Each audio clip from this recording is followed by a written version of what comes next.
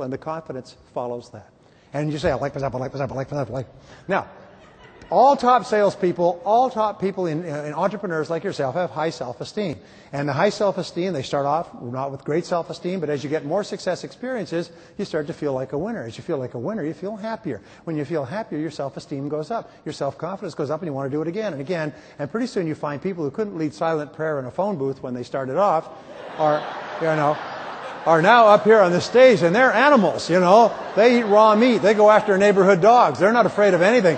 Because they've had success experiences. And we've all seen this. We've seen this over the years. You take average people and give them success experiences, and they start to just to bloom. And that is our job.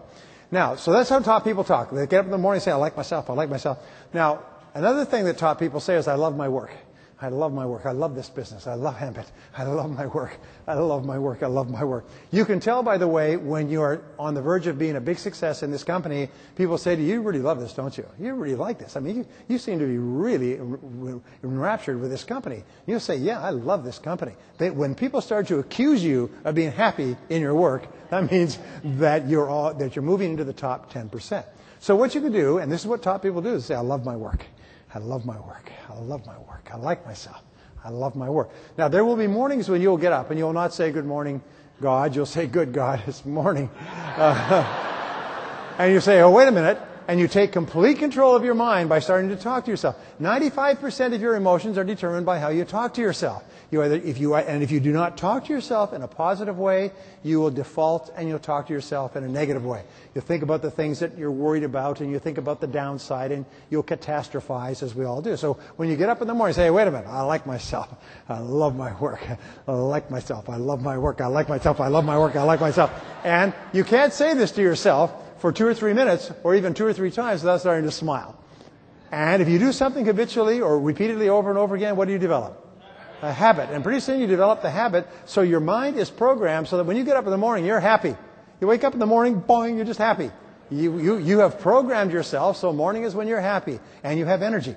By the way, if ever you have a long day, long night, you don't get much sleep and everything else, but you have something going, people say, oh, I'm going to be so tired, I'm going to be so tired. No. What I do just before I go to sleep is I say, when I wake up tomorrow morning, I'm going to feel fantastic. And I pass the message down to my subconscious mind, which works on it. Sometimes I only sleep 3 or 4 hours. You wake up the next morning and you're perfectly refreshed. It's the most amazing darn thing, how powerful your mind is, but most people use it the wrong way. They program it the wrong way. Now, here's one other thing, and we were talking about this at lunch, is the number one fear of success is, that blocks success is the fear of failure, and it's characterized by the words, I can't. I can't. I can't. I know you can, but I can't. I mean, you could do it. I can't. But you could hold the meeting, but I can't. I can't because wah, wah, wah, wah, wah. So one of the most powerful antidotes to short circuit that message is to say, I can do it. I can do it. I can do it. Say it. Say, I can do it. I love my work. I'm the best. That's how top people talk to themselves all day long. They just keep themselves pumped. Now, here's an important point. We say in your mind you have 2 mechanisms, a failure mechanism and a success mechanism. The failure mechanism goes off automatically. It's like a default setting. The success mechanism requires a goal and a plan and continuous work toward that plan. But if you ever stop working toward a goal and a plan, your default mechanism clicks and you start to think of all the things that could go wrong and all the things that are bad and all the things that are fear-inducing and so on. So remember, you have your default mechanism always toward negativity and worry and problems and pains and what happened in the past and how much money you lost in real estate and .coms and wah, wah, wah, wah. One of the things I've learned, by the way, if you want to be successful in the future, is to eliminate the words if only from your vocabulary.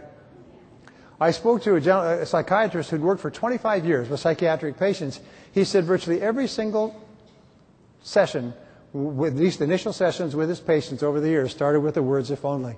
If only I'd done this, and if only I'd done that, if only she'd done this, if only I'd bought real estate just before the boom, yeah? Well, you're broke then and you're broke now, so shut up, you know?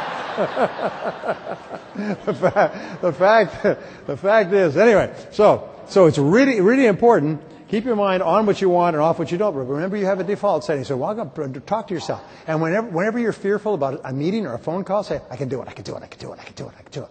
And what it does is it causes your confidence and courage to go up and your fears to go down. Keep yourself deliberately psychologically pumped until at a certain point it locks in. Now, when I started off my... let me ask you one more question. What is the most important part of this meeting today? The most important part of this meeting is what you do afterwards. And Carlos touched upon this, and Chris has touched upon this, and other people have touched upon it. It's what you do afterwards that counts. It is the actions that you take. Now, some years ago, I had a chance to sit with Rich DeVos. And Rich DeVos was on his way up at that time, 25 years ago. And I asked him, tell me, what's the most important success principle you've discovered in your business? He was giving a talk. He was sitting on the edge of a stage, and we're just sort of standing around talking. I was a little nobody from nowhere at the time.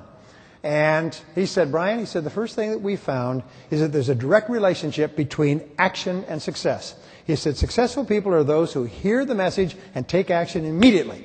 He said, because if they don't take action immediately, it's like cigarette smoke, the energy will just drift away. Cigarette smoke will just disappear. He said that's the one observable characteristic or quality that we've seen is successful people are intensely action-oriented. And they get an idea and they take action. Now, if you take action on a new idea, only two things can happen. What are they? Succeed or fail. Now, if you succeed, what do you do, obviously?